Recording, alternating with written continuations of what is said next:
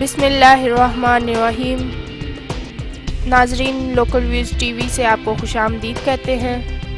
پروردگار عالم سے دعا گو ہیں کہ وہ آپ سب کو اور وطن عزیز میں بسنے والے تمام باسیوں کو اپنے حفظ و امان میں رکھے اور کشمیر سمیت تمام دنیا کے مسلمانوں کو کافروں کے شر سے بچائے، آمین۔ ناظرین، گزشتہ روز میاں چنو کے ایم ایس اشر مسعود کو بڑی بے دردی کے ساتھ قتل کیا گیا اور یہ خبر پورے ضلع میں جنگل کی آگ کی طرح پھیل گئی۔ شروع سے ہی اس قتل پر مختلف قسم کی قیاس آرائیاں پھیلنے لگی تھیں۔ ظالموں نے اشر مسعود کو بے دردی کے ساتھ قتل کیا۔ ناظرین، یہ قتل اپنی نوعیت کا عام قتل نہ تھا، کیونکہ یہ قتل ایک ہسپتال کے سربراہ کا تھا۔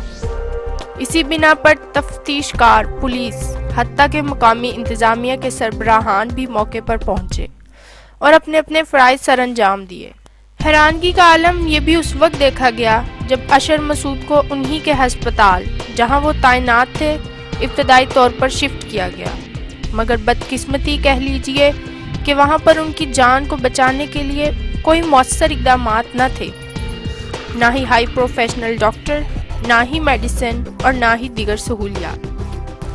اسی بنا پر انہیں فوری طور پر ملتان کے بڑے ہسپتال نشتر بھجوانے کی تیاریاں کر لی گئیں، جو کہ تقریباً 100 کلومیٹر مسافت پر محیط تھا۔ تاہم وہ زخموں اور گولیوں کے چھلے ہونے کے باعث 40 کلومیٹر کا بھی سفر نہ طے کر پائے تھے کہ وہ اس جہان فانی سے رخصت ہو گئے۔ جو ہی ان کے دردناک قتل کی خبر ملی تو ہر طرف افراتفری پھیل گئی۔ مقامی انتظامیہ، میڈیا اور دیگر لوگوں نے اپنے اپنے فرائض سر انجام دیے۔ ناظرین، اس ساری صورتحال میں یہ بات بھی ہم نے دیکھی کہ ڈاکٹر اشر مسعود کو بروقت طبی امداد مل جاتی تو وہ بچ سکتے تھے۔ سرکاری ہسپتالوں میں یہ حال ہے کہ ان کے اپنے ہی ہسپتال میں جہاں وہ تعینات تھے، علاج معالجہ کے لیے سہولیات نہ ہونا متعلقہ اداروں کی نااہلی ہے۔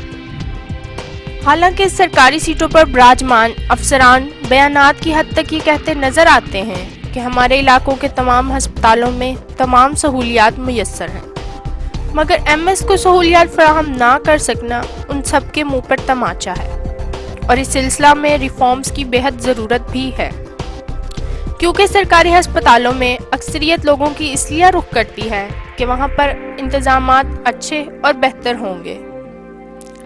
ناظرین، بات کر لیتے ہیں ایم ایس اشر مسعود کے قتل میں ملوث ملزمان کی۔ تو یہ ذرائع نے بتایا ہے کہ ان کے قاتلوں میں ان کی سابقہ بیوی اور ان کے ساتھی ملوث پائے گئے ہیں۔ ناظرین، آپ کو یہ بھی بتاتے چلے کہ ان کے خلاف مقدمہ 302 تے پہ اور 109 تے پہ درج کر لیا گیا ہے۔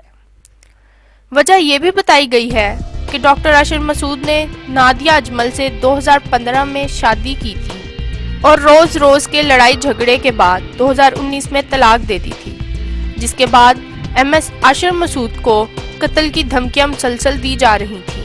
مقامی پولیس نے ان کی سابقہ بیوی اور دیگر ملزمان کو گرفتار کرنے کے لیے ٹیمیں بھی تشکیل دے دی ہیں۔